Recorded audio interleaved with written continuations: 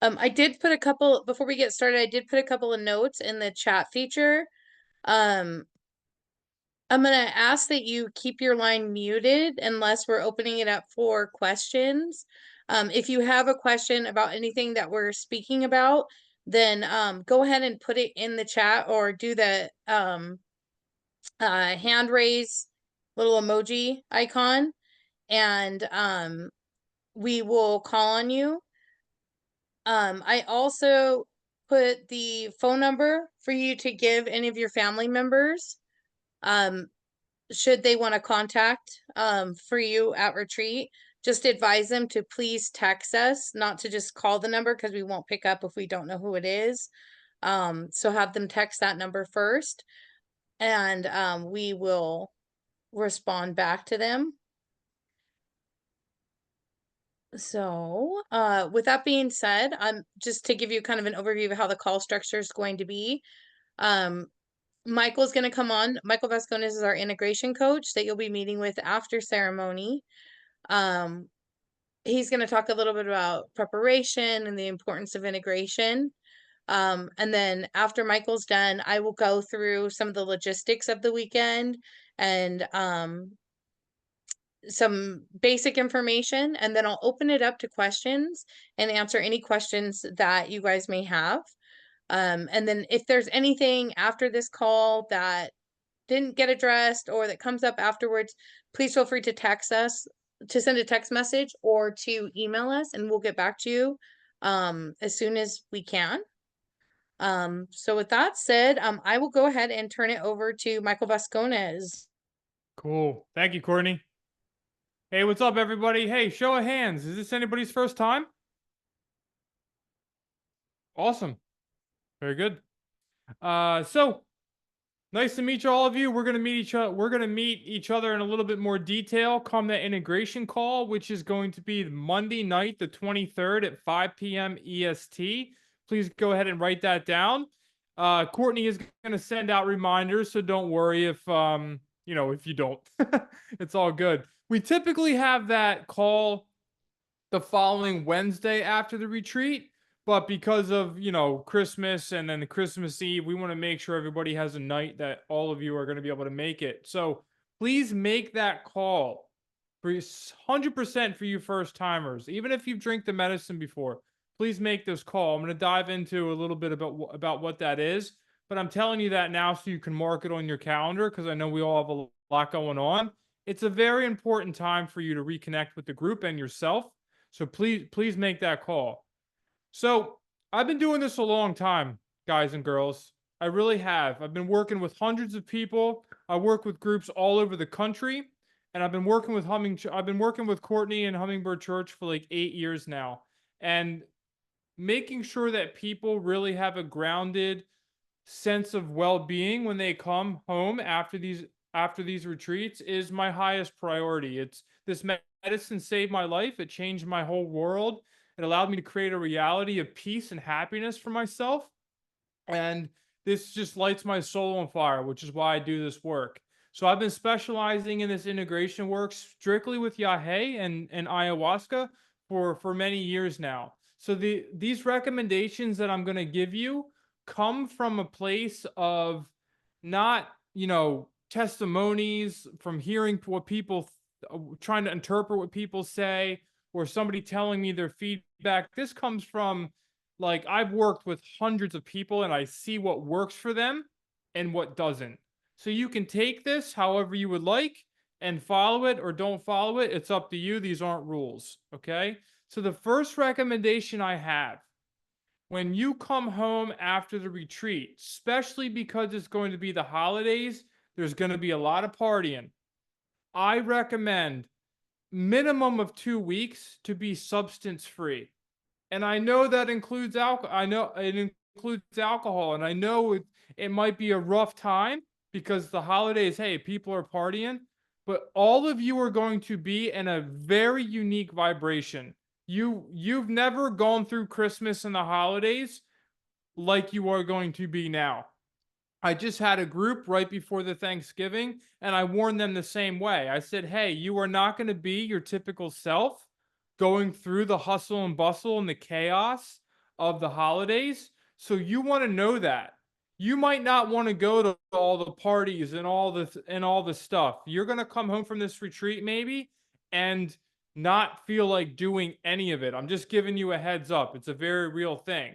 You're not going to be like hunbugging it or whatever they call it. You're just might not want to be around big groups of people partying when you just came back from an ayahuasca ceremony, or you're drinking with a taita from Colombia, so they're going to be calling it yahe.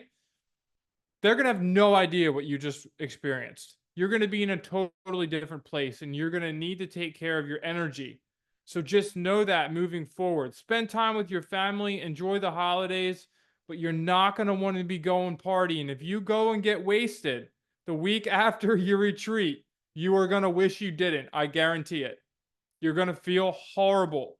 Your energy is going to be much different than you've ever experienced before. I'm just being straight up with all of you. You come home and you get high, you smoke a blunt. There's a good chance you're going to wish you didn't do that too. I know that a lot of people will tell you to use marijuana and microdosing mushrooms and all this stuff to integrate. I do not recommend it at all. Okay, I'm not trying to sound like a square here or anything like that. Just give yourself 2 weeks to the 30 days to be in your own energy. This medicine is a powerful plant medicine. It is a beautiful teacher, and we want to respect the wisdom that this medicine is going to bring you. And we do that by staying in our own energy, and that way we can hear what the medicine is going to be continuing to bring into our life. This might not make sense to you yet, but as soon as you meet Yahe, you're going to understand what I mean by how the medicine is a teacher. This medicine works in your mind, body, and spirit, and it works with each and every single one of you differently. So when you come home to your life, you're going to want to give yourself time and space away to be by yourself and in nature, to be good to yourself, eat clean if you can. Be careful what you're going to put in your body and focus on your integration process. All right.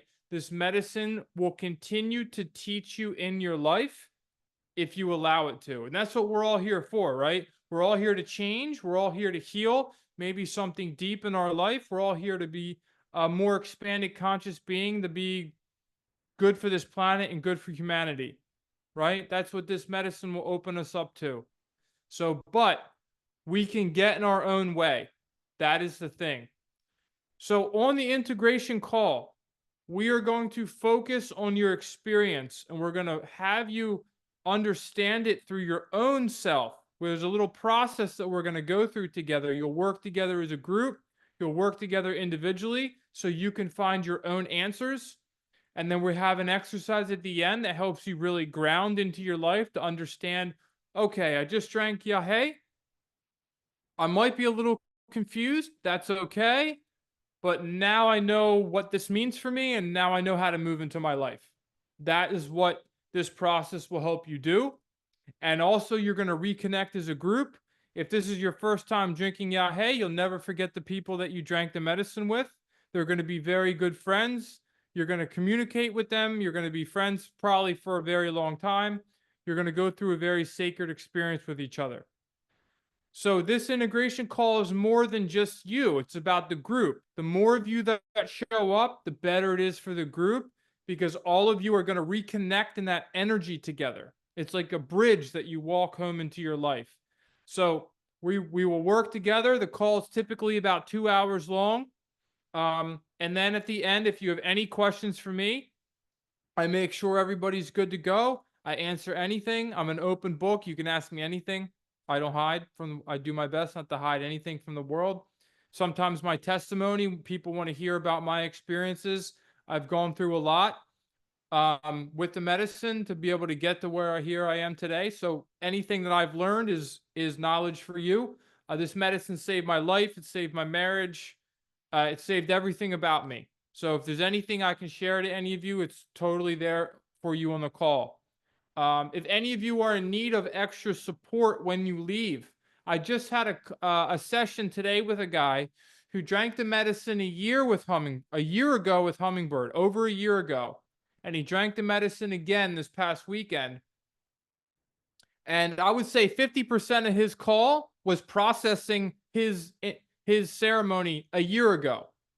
So you have to understand this medicine is deep, and you're drinking with Courtney brings in very legitimate medicine carriers. So when these, and you're going to drink with a taita, these people are doctors of ayahuasca and yahe. So when you drink this medicine, this medicine is going to run deep into you. It's going to really help heal your life, and you really want to take this seriously. So it's a big decision to drink yahe. It really is. You're about to embark in a beautiful, really big decision for yourself. So good on you. Proud. Be proud. It's hard work, but it is worth it. Courtney will tell you the same thing. Boy, is it worth it. Many people walking around this world have no idea what you're about to experience. It is a blessing from the Creator and from Earth, and it's going to unify you with humanity and the Earth in a very beautiful way. All right. This medicine is very, very deep and powerful. I could stand here and talk about it for an hour. The other recommendation I have for you is to make sure that your family and the people around you know that you're going to be a little different. There's nothing. Here's what I typically tell them. I say, hey, there's nothing. Have this conversation. Say your wife isn't going to ceremony with you. So if you're the husband or vice versa, or your kids, there's nothing wrong with you. There's nothing wrong with me. If you see me want to go for a walk by myself one day and I'm not so talkative, there's nothing wrong with the relationship. I just drank yahe and I need processing. That's it. And if you tell them, hey, Mike, the integration told me, or the integration coach told me to tell you that I might need a little bit of alone time. I'm not sure how I'm going to be when I get back, but just know that if I need some alone time, there's nothing wrong with us. I just might need to go through that. I'm telling you, it helps so much. I'm just telling you some walls people hit from working with so many people when they come home. And lastly, the food that you're going to put in your body. There's a good chance you're going to purge. Everybody knows that, right? This is a purgative medicine. The medicine goes into your body. We can cry, we can laugh, we can yawn, we can vomit, right? It's a different vomit than you've ever had in your life. The purging is a very beautiful thing. It can come out the other end. Either way, this medicine is going to clean you out, right? It's going to clean you out of toxins that you didn't even know existed in your body. It's going to clean you out of energies that you didn't know existed in your body. So when you come home, your body is going to be very sensitive to things that you eat. If you come home and you go and binge on a holiday meal with junk food and whatever, you are going to feel awful. Give yourself time to acclimate back into the world before reaching for that, that holiday food. I'm not saying you can't enjoy yourself, but just be careful. So many people, when they come back and they're like, oh my gosh, I ate like my favorite pizza last night, the fast food restaurant or whatever, and I feel so sick.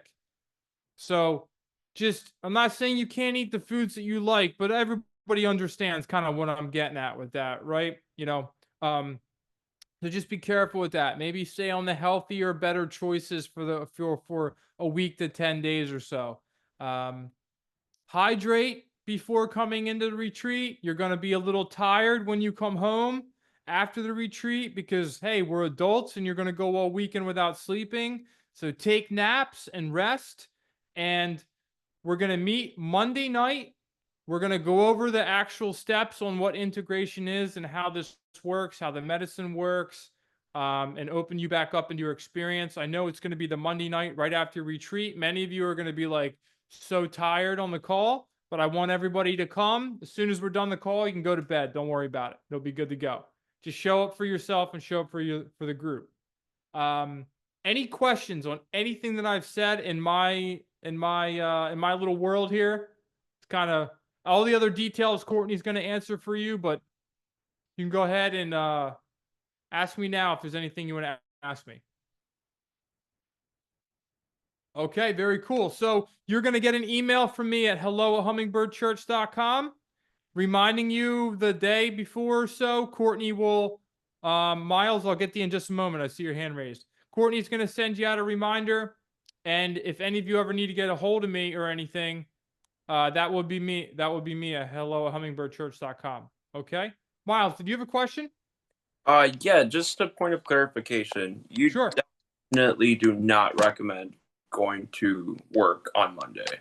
I recommend if you financially can afford it and it's within your wheelhouse to take off, I 100% recommend that you take off. If you Oh, can't take off, you're going to be fine, but you're going to wish you did. awesome. That's yeah, you're going to enjoy that day off. But like I said, for those of you that can't, you're going to be fine, but that's fine. Yeah. It's just very beneficial to take off. It's like, yeah, it's really good for you if you can. And if you guys can't take off Monday, maybe you can take off like one other day and later in the week or something. Then do that. But having that day is really good. So, anything else, anyone, before I give it back to Courtney? All right. Good seeing you, everybody. We'll meet each other again. Thank you. Thanks, Michael. Thank you, Um, Courtney.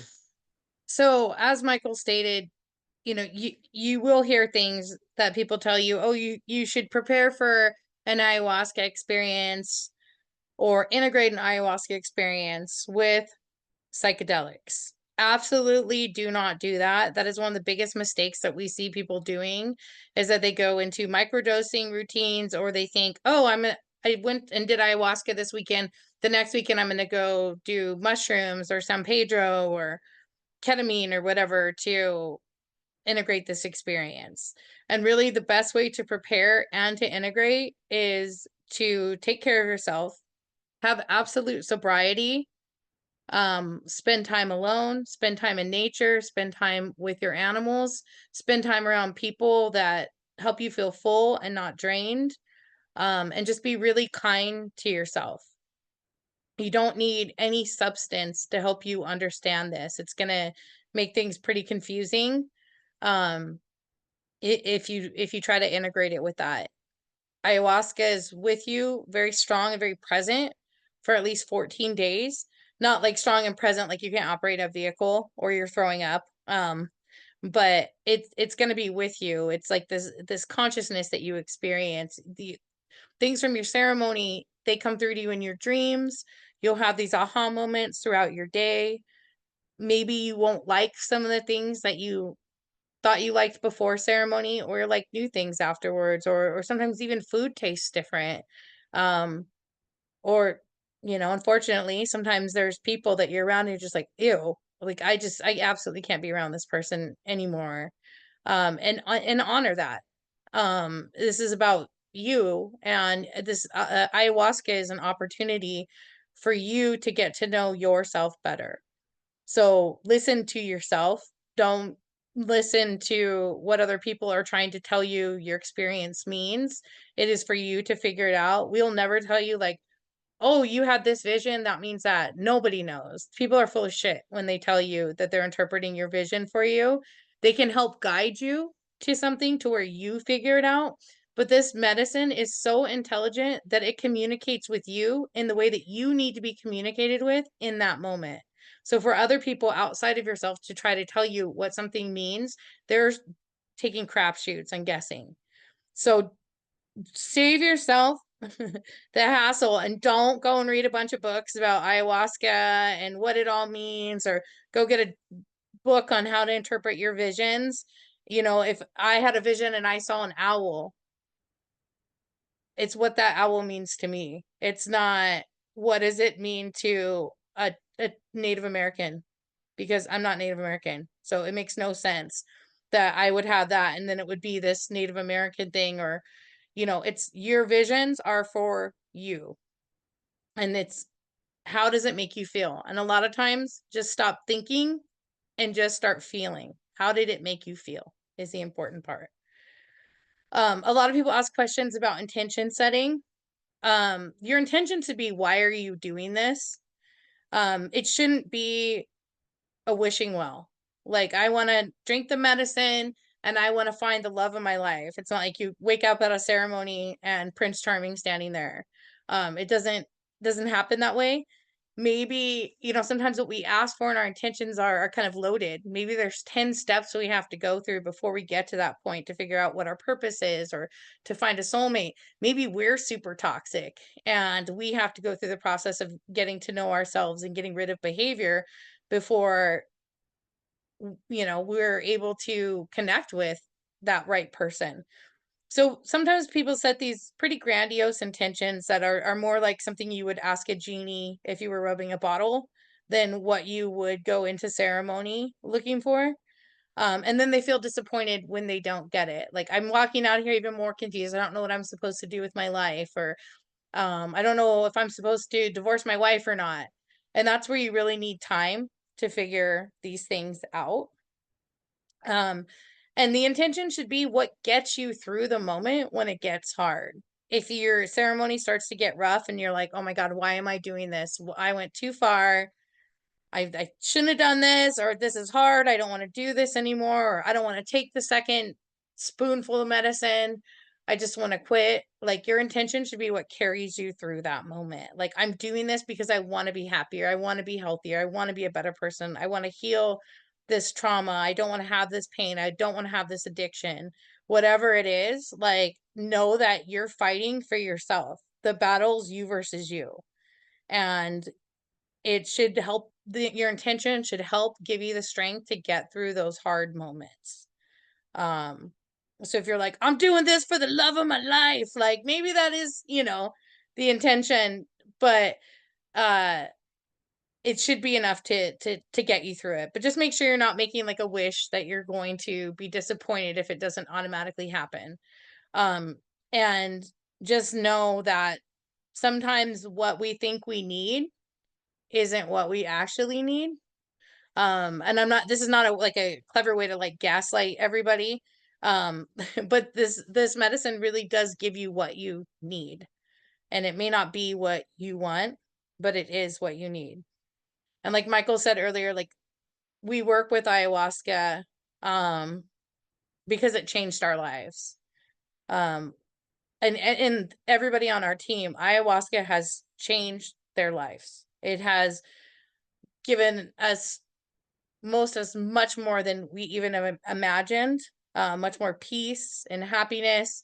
But it wasn't easy. It's not this,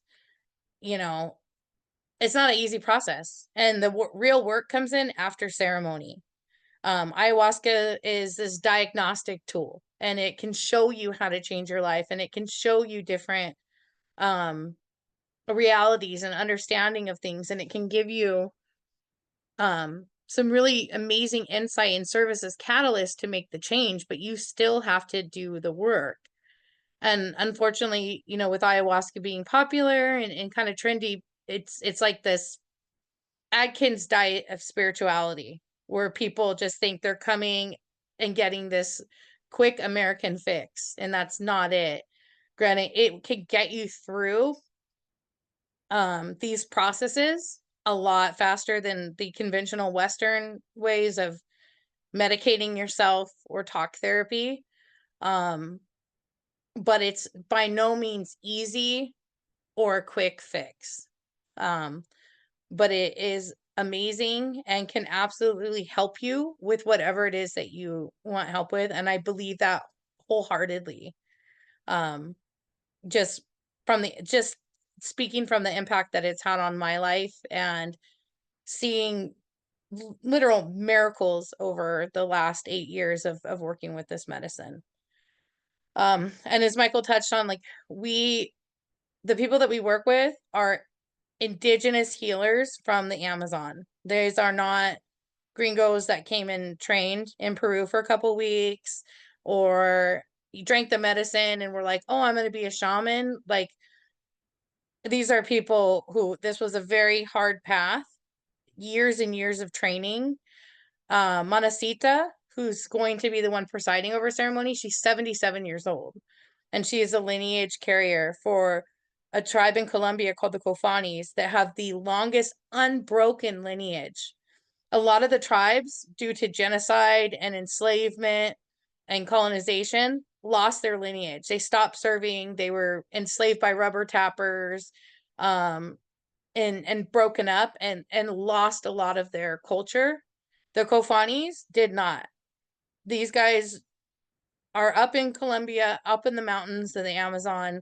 They fought everybody off. They never stopped drinking ayahuasca, and they have kept their lineage together for at least the last 5,000 years. So you're getting the people that you're sitting with are ones that have literally been passed the torch from ancestor to ancestor. Amancita's brother, Taitake Rubin, he was the chief of the Kofani people, and he died last year at 110 years old. And so she will be serving. She'll be presiding over ceremony, and her son, Luis, who goes by Tio Lucho, he will be assisting her in ceremony. The ceremonies start off pretty quiet. And then on the second half of the ceremony, that's when musicians will play. And we may even open it up to, if any of you want to sing a song, you're welcome to do so. Feel free to bring any instrument if you want to share. The ayahuasca that this particular lineage drinks is called yahe. And it is served a little bit different than what you may typically think of ayahuasca. This is actually going to be served to you on a spoon, not in a cup, and it has the consistency of honey. So you're going to be given a spoon and you're going to just take it back. And then we'll give you a little bit of water. I would say just swallow it like an oyster. You don't even have to taste it. It's actually not as bad as some of the other medicine that we get. Sometimes it just tastes like dead bodies and an electrical fire. And it's just the most awful, disgusting taste on earth. This is not, I mean, it's not delicious, but it's not nearly as bad as the liquid ayahuasca. So it'll look like honey, and you'll take it off of a spoon. We have they haven't served that many times in America. So when we did our ceremony with the team, they gave us all the same spoon to take the medicine off of, and it grossed us out a little bit just because you're putting it in your mouth. So we'll give you guys individual spoons, so you're not sharing a spoon with 30 people. But in the jungle, that's how you get it. Everybody drinks from the same cup, everybody eats off the same spoon, and it's like when you go and get the communion cup or jump in the Ganges, how it's the belief is that it's sacred and you can't get cooties from it. But we'll give everybody their own spoon. So it's really important to make sure you're getting everything off of the spoon, because you don't want to, be wasteful of the medicine, or not get your full dose. I'll say with their medicine, with each carrier and each lineage that you sit with, they work with the medicine differently. And they're all beautiful ways of working with the medicine. This medicine, I feel like, is more of like a grandmother teacher. It's often comes on very subtle, and as strong and powerful as ayahuasca is, it's still a very subtle teacher. And that's why it's really important, like, to not smoke marijuana for as long as you can coming into this. Marijuana is an extremely loud plant spirit, and it can really soften the voice of ayahuasca to where it's harder for you to connect with it if you are just constantly getting high. And if you're smoking weed after retreat, it's like you have your voice, the marijuana, and the ayahuasca all talking at the same time, and it gets really, really confusing. Ayahuasca tends to tell you to go into things, to feel it, to be uncomfortable, to make change. And if you smoke weed, you know that that's not what marijuana advises you. Marijuana's like, it's cool, fuck it. You don't have to change. Just smoke me. Everything's fine. Like, it's cool to be mediocre. Don't worry about it. Just smoke weed all day. And ayahuasca is complete opposite of that. So when you're going into having an experience where you've had these epiphanies and you're getting these epiphanies after ceremony and they can make you very uncomfortable, it's very natural to want to run to marijuana to make it stop. And it will absolutely make it stop, which is the problem. Or you'll go into a process where you're feeling uncomfortable, the weed's not working. Now you're like, oh shit, I'm screwed. And then you just have a panic attack. So just say no. You won't like explode or anything or have a heart attack like if you smoke weed. But if you want to really get the most out of the experience that you can, cut off the weed as long as possible going in and coming out of the experience. The first part of the ceremony, it's going to be quiet. It gives everybody a chance to sit with the medicine, try not to throw it up. If you do throw it up, we may call you right up to get a second spoon or wait until we call second cup, which is second spoon in this case. We'll give you guys all mats that will have bedding and a pillow. And then we'll also give you those meditation backjack chairs for you to sit in. And that's just something that we just started doing from working with some of the Brazilian lineages. They really encourage everybody to sit up in the beginning. It will be a lot easier for you to connect with the medicine and to hold it down if you're not laying down. So we'll encourage you to sit up for the first part of ceremony if you can, but we're not going to come around and like bitch you out or anything or tell you to sit up if you don't. I mean, you're an adult, you can do what you want, but just to sit up will help you not throw it up and help you connect with the medicine. It's really common for your first time with the medicine to not know if you're feeling it. Ayahuasca is absolutely the antithesis of a drug. The more you experience it, the less you need. For all of us that have been working with the medicine for a while, I mean, a half a cup and we're going all in. And when I first started, it would take me 2, 3, 4, 5, 6 cups to feel the medicine. There's lots of different theories as to why that is. I'll just simplify it by saying it's a relationship and a connection that you're building. When you come into ceremony, you're going to have some nerves. It's very normal to feel excited and nervous at the same time. I think that's probably the most appropriate way to feel. Sometimes our nerves take over or our expectations take over and it drowns out the medicine or prevents us from connecting. But if you're not feeling the medicine, speak up. One thing I never understand is when people have that first ceremony and they take the first cup and they don't feel anything. And so then they make a decision to not take the second cup because they didn't feel the first cup. No, if you didn't feel the first cup, take a second cup, take a third cup, take a fourth cup if you need it. It doesn't mean anything if you need more medicine or you need less medicine. It doesn't mean like, oh, I'm more fucked up because I needed 4 cups, or oh, I'm a fucking ascended master, I'm the Buddha, I needed 4 cups, or I've just done too many drugs, so I needed 4 cups. People say that all the time, and that's naturally, I think, where like our mind kind of goes. But it is, you need what you need. You just need what you need. But you're not Buddha if you take 4 cups and can't feel it. Like, you didn't beat the level, and it's not that it doesn't work on you. Ayahuasca is working on you, whether you're acknowledging that you're feeling it or not. A really common thing is maybe someone's sitting there and crying all night, and then in the morning they'll come and say, I didn't feel the medicine. And I'm like, okay, well, do you normally sit up all night and cry? No, you felt the medicine then. But I didn't see anything. I didn't have any visions. I didn't see any colors. I didn't see, and that's not what feeling the medicine is. It's not LSD where everyone's going to have a psychedelic experience, or even mushrooms. This is a spirit, and you're working with indigenous medicine carriers. And it's not always psychedelic. Very rarely is it psychedelic.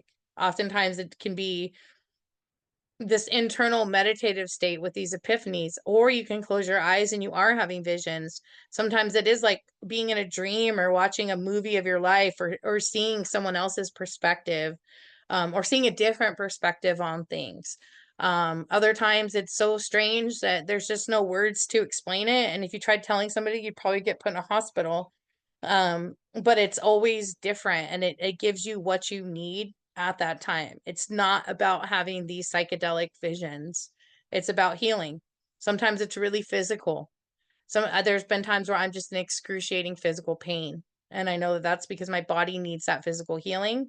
Other times I'm in an emotional state where I'm like, oh my God, I'm seeing the things that I did that hurt other people, and I'm getting that awareness, which helps me be a better, more caring human, especially when you suffer through what feels like the emotions of people that you've impacted. It definitely makes you want to be better.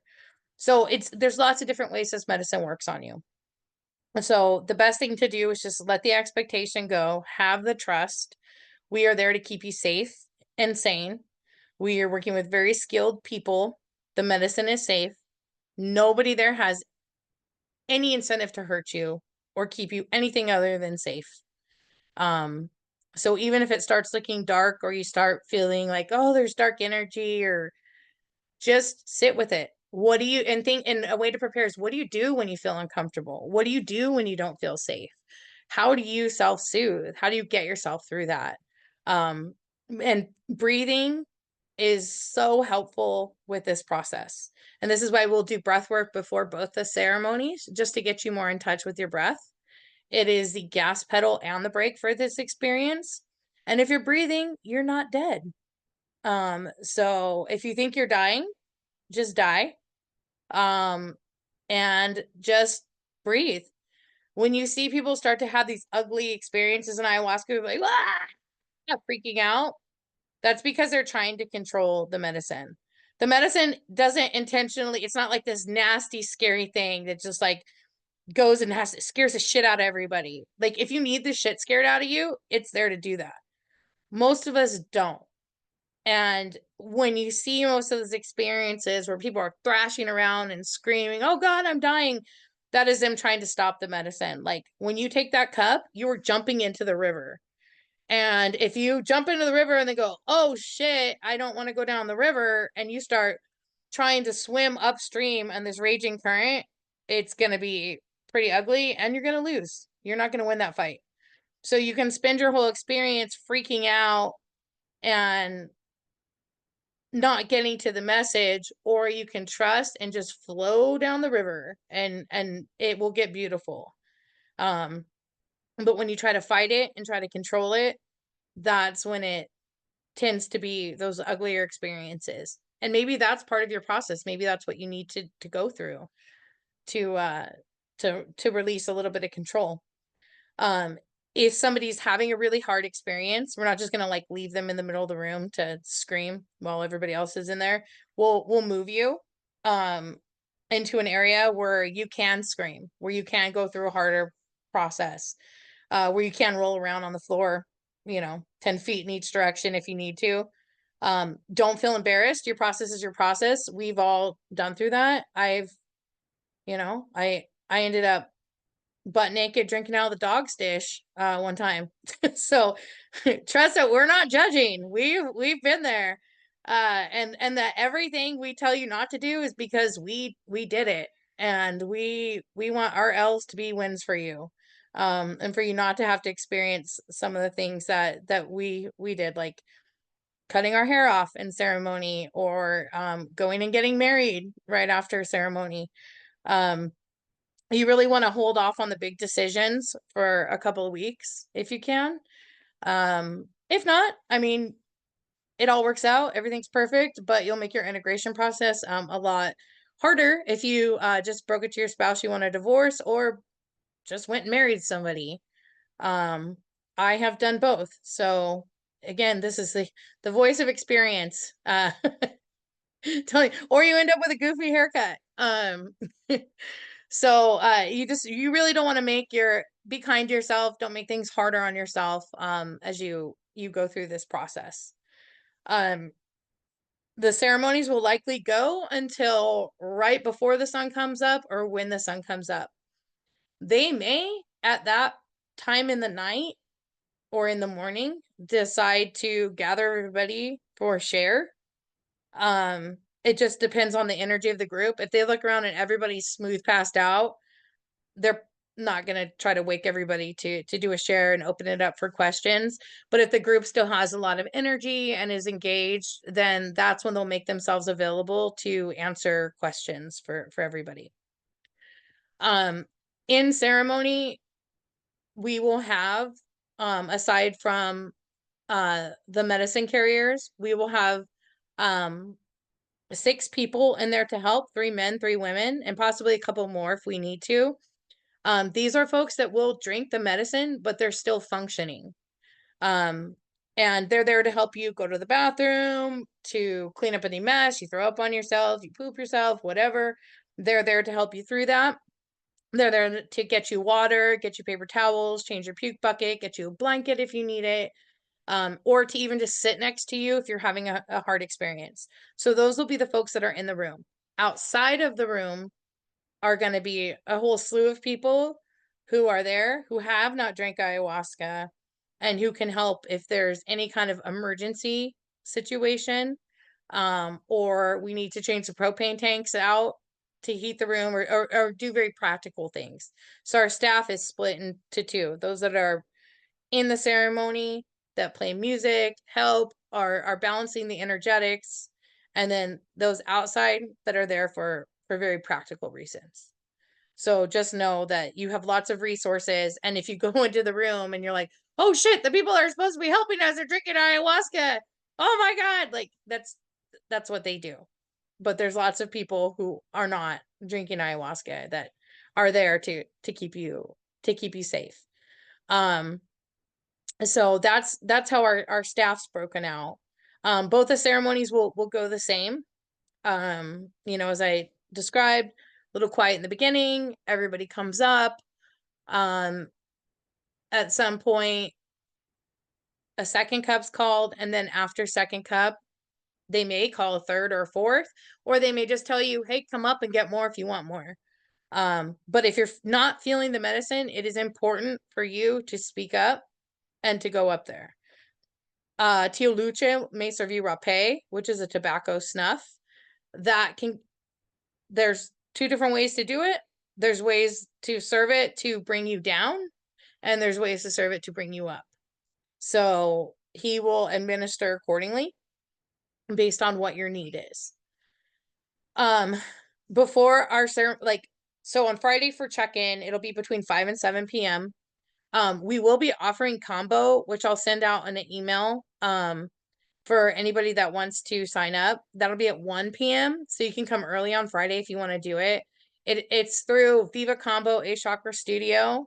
It's an additional $150. You can pay directly to them in cash or electronically when you get there. Combo is a frog venom. It's not a psychedelic. It's for cleansing. And it's burnt into your arm. They'll give you a consomme tea to drink. They don't serve it with like the 2 liters of water. They do it the more traditional way where you'll drink the consomme, they'll put it on you. It lasts for about 2 hours, like the ceremony is about 2 hours, and you will purge. So if you maybe didn't do the best job at preparing to come to ceremony, or you're kind of feeling stuck, combo could be a really great way to prepare for that. So we'll send out some additional information for you guys. If you have any questions or you think it's something you may want to do, you have that option on Friday at 1. For everyone else who's not doing combo, we're going to ask that you come between 5 and 7 p.m. And that'll give you time to get your tent set up. There are people there to help you. If you're bringing a tent, there's staff there. We see people that show up all the time that brought a tent that have never set a tent up, and that's totally cool, but you don't need to like suffer through that. We're here to help you. So if you have a tent and you need help setting it up, we will do that. You don't need a tent. You can sleep in the ceremony room. You're going to have a sleeping pad, blankets, pillows. We do have sleeping bags for those flying in, but if you're driving in and you have a sleeping bag, bring one. I think we only have like 20 of them. But we will give you blankets and stuff. But if you're in the ceremony room, I would definitely recommend bringing a sleeping bag because we're in the desert and it can get pretty cold. We have heaters in there. But again, it's like you've got people walking in and out and in and out. And so you can feel cold. So if you're flying in, don't worry, we have sleeping bags. But if you can bring one, bring one. Another thing I want to touch on, because we were up there was it 2 weeks ago? Doing retreat. And we're in this big event tent. And we have heaters. And I don't know if it's a California thing, but people start freaking out about propane. Like they think if they breathe it, they're gonna die, or like the tent's gonna explode. It's not gonna happen. Like it's totally safe. The propane heaters are safe. They're wall unit propane heaters, and then we have like a couple of other like ones that you would see outdoors. Like you're in a tent, it's super breezy. There's like 0.0 risk of carbon monoxide poisoning or anything like that. Like it's literally people are walking through a flap to go in and out of the tent. So it's not this airtight container where you're running the risk of like carbon monoxide or breathing in propane or an explosion. I don't know. It's totally, the heaters are totally safe. If you are like feeling super cold, there was somebody a few weeks ago that was like, it's 0 degrees in here. They were on the medicine. They're like, it's 0 degrees and all of our lives are at risk right now. And it wasn't. It was about 60 degrees inside the tent. But they felt very cold. So we gave them a little heater to put next to them. So we do have some little heaters. Like if you're just really cold, speak up. So let us know whatever your needs are. You don't need to be getting up, getting water, getting a paper towel. You can raise your hand and somebody will bring you what you need, even if it's a heater or another sleeping bag or 10 more blankets. We're there to help you feel comfortable. It's really important to dress for comfort, dress in layers. You don't need to wear all white. You don't need to wear a cute ceremony outfit. Probably sweatpants, or sweatsuit. That's the way to go. Your body temperature can feel like it's fluctuating when you're on the medicine. You can feel super hot and then you can feel very cold. That's typically how people end up naked, is that they're on fire 1 second and then they're freezing the next. So maybe like a hoodie, a sweatshirt, a t-shirt underneath it, and sweatpants. But just, dress comfortable. Yeah, so we'll get started with intros around 7:30. Then we'll go into breath work. And then after breath work, we'll bring Manacita and Tio Lucho out, and they'll likely give a small talk, and then we'll start serving the medicine, and it will likely go until right around the sun comes up. Immediately, the next activity we have after ceremony is breakfast, which will be around 8 a.m. If you're after ceremony, you're like, I'm starving, I need to eat something right now, let a facilitator know. We can bring you some fruit or something to snack on. If you're feeling like you're starving, but just be aware that sometimes when you eat, the medicine reactivates or activates for the first time. So don't like try to drive your car right after you eat. So we'll have breakfast and then we'll have a share circle, and then after the share circle we'll have lunch. After lunch we will be doing a Mombay and Ambil circle. Those are 2 different medicines. They're not psychedelic.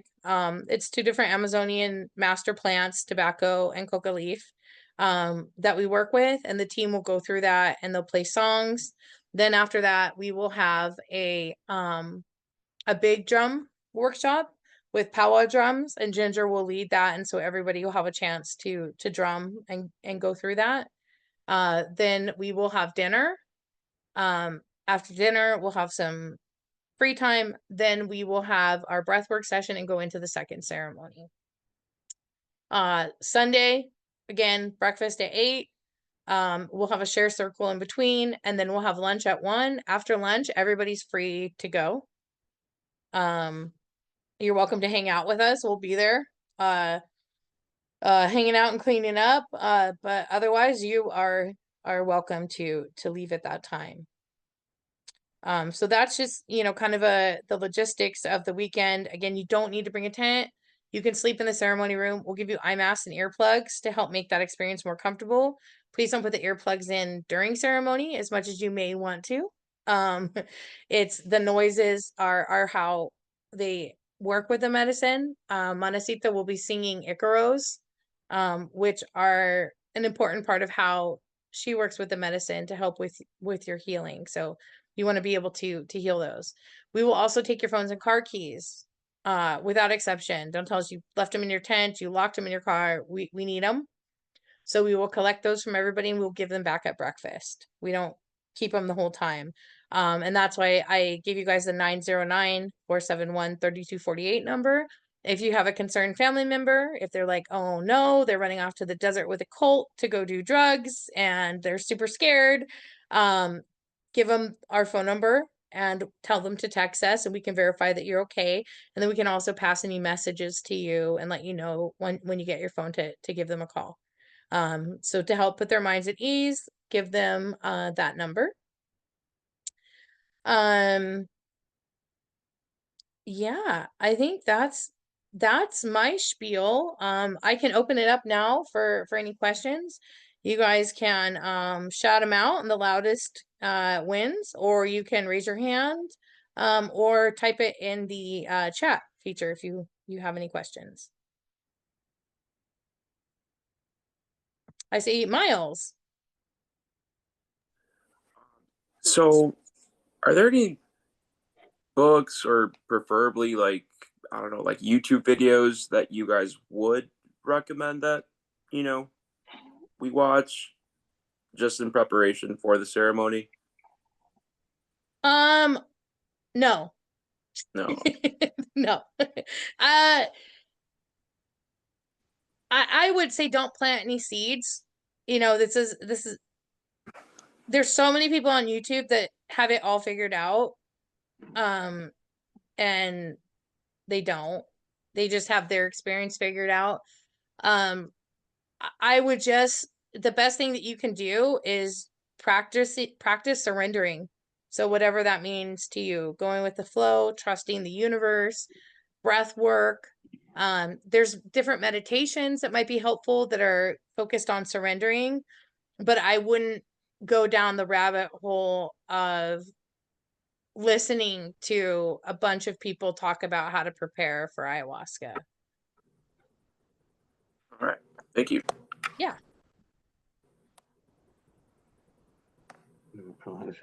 Hello, can you hear me? Yes. Hi, Pete.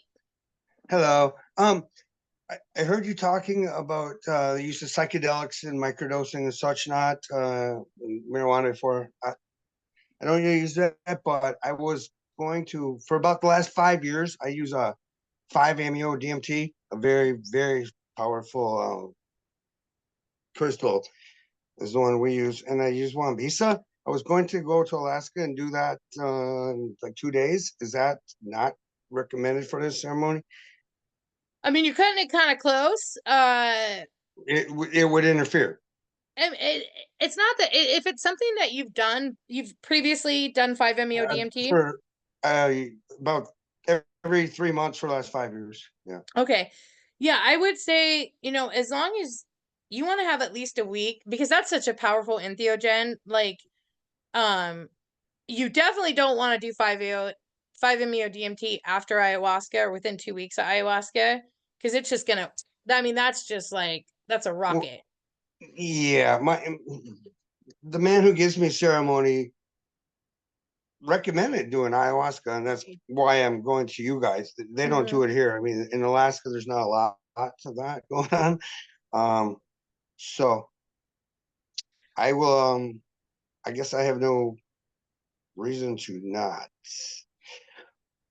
Yeah, definitely. It's more of afterwards, and you want to give yourself at least a week before, like. Oh, I wouldn't be flying up there anyway. Yeah. Yeah. Okay. All Yeah. right. Well, no, that's all I needed to know. Okay. Thank you. Yeah, no problem.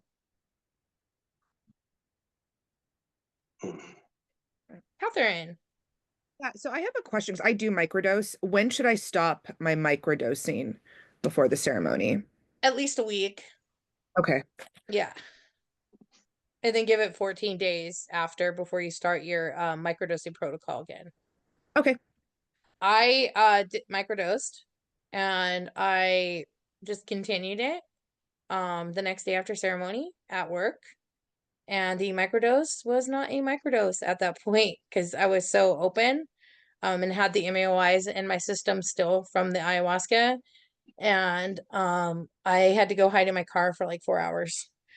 So it's it can do things like that, and then it can also kind of like ayahuasca is going to be making you feel everything, and the best way is just feel it to heal it, like let it just happen, and then continue, you know, your protocol, you know, after the 14 days if you still wish to continue to do so.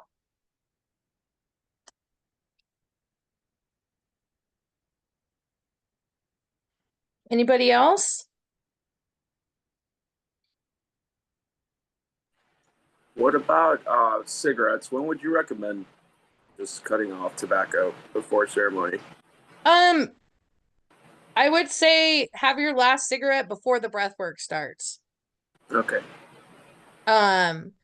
Yeah, so cigarettes, oh, you're gonna want to smoke it so bad when you drink ayahuasca. You're gonna be like, oh, the perfect thing right now would be a cigarette by that campfire.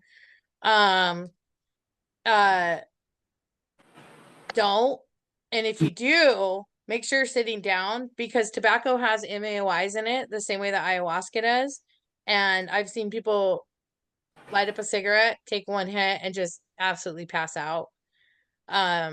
So if you get to the point where you're like, I need a cigarette, I need to smoke one, then make sure you sit down.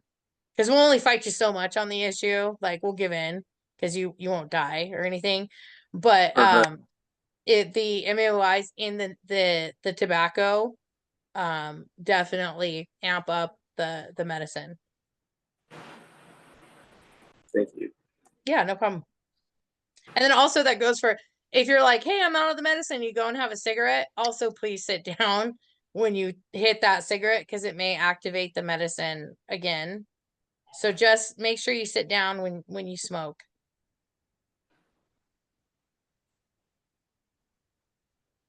I know you said it's different for everybody. Typically or generally, how soon after you have the first dose do you start feeling the effects? For people who it's their first time, it's much longer. So if it's your first time taking the medicine, you're looking at an hour and a half. Okay. If you've had any kind of gastric bypass surgery or any like stomach restriction, you're gonna feel it a lot sooner. You may feel it in 5 minutes. For people that have drank ayahuasca before, it typically starts taking effect within 45 minutes. But it is about double that for first timers. And then is it like a creeping up to the point of feeling it fully, or is it kind of just like a plunge as soon as it activates? For most people, it's as subtle. It's subtle. It starts subtly coming on, where you're like, oh, maybe you feel a little drunk. You might feel a little like, oh, okay, something's a little off. And then, it can be like, oh God, I'm really uncomfortable. You start getting like kind of ratsy, like, oh, what the hell's going on? Why am I uncomfortable? Do I need, and you might want to go to the bathroom or stand up or go check on something, or you might have the urge to ask a facilitator to bring you 10 more blankets. And you start getting these like this really uncomfortable feeling that you don't really know what's going on. That's pretty typical when people first start experiencing it. And the best thing to do is just breathe and relax and go into it. And then it tends to go deep, take you deeper and deeper and deeper. It's when it gets as intense as it can, it is like being in a dream.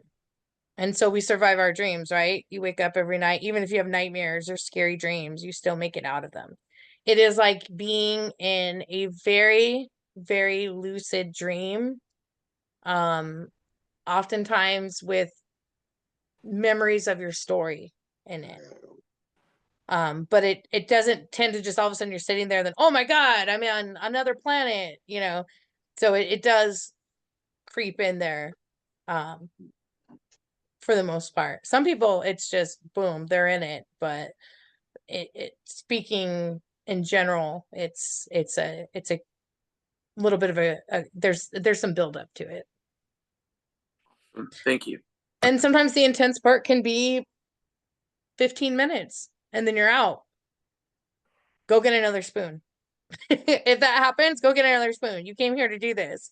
You came here to have that experience. So go get another spoon. It's gonna be the last thing you want to fucking do, but go do it. It's universe rewards bravery. Go do it. And it's really hard, especially when you come out. It typically is like when you come out of an experience, you're like, oh shit, it's just over. That's how it is. Sometimes it does linger where like you might not have full control over your motor skills, or you're speaking very slowly, or you think you're out of it and you're not, but just lay down. But for most people it's going to be okay, it's over.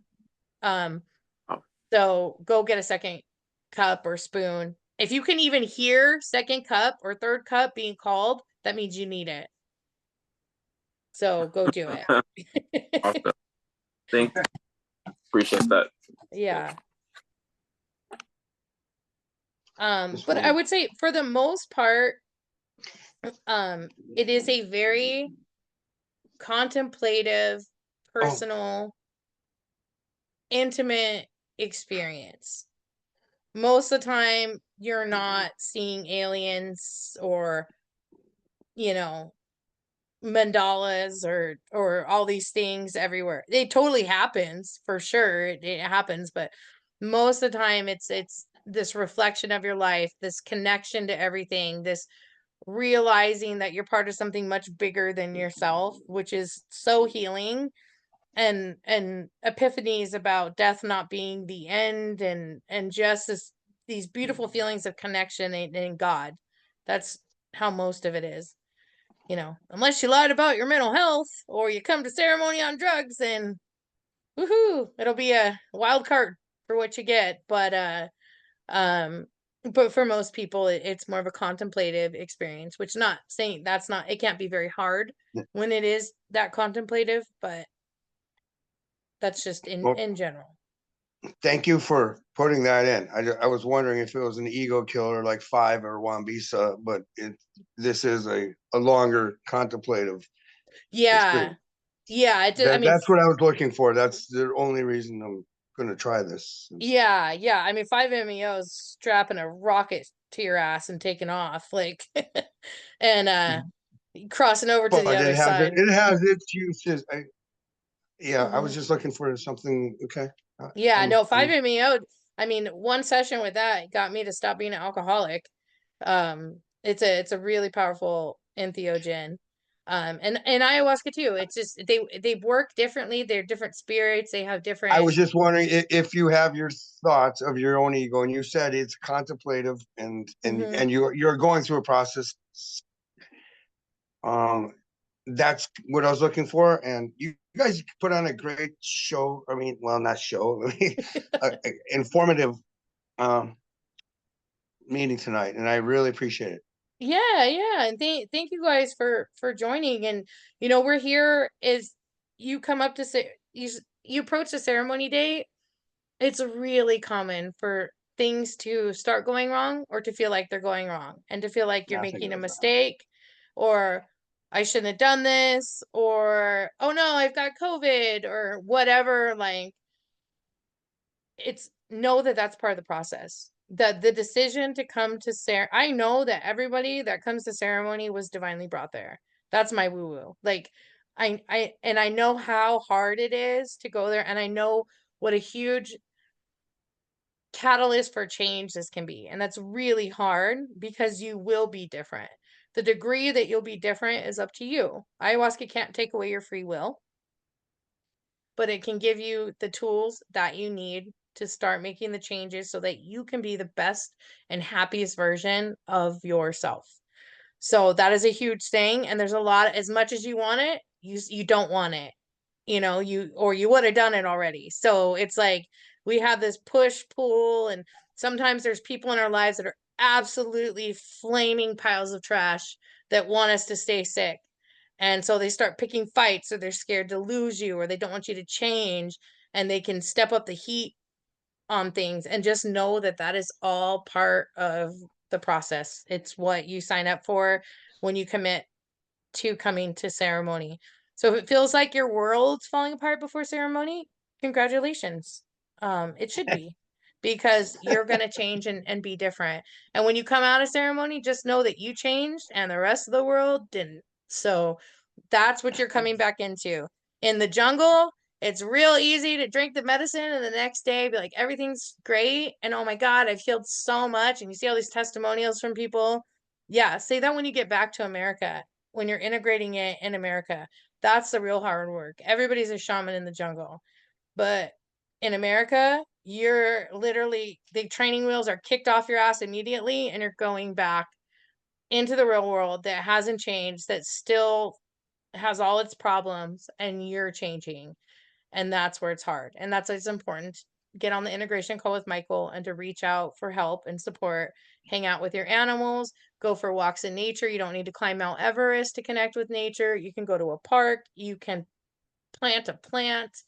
And just, nature is the greatest integrator. So spend time in nature, hang out with your dog. Your dog knows what you're going through. It's not going to judge you, and it loves you unconditionally. Maybe your parents don't, or your spouse, but hang out with animals. They love you, and they're there for you, and they totally get they're the only ones that get what's going on.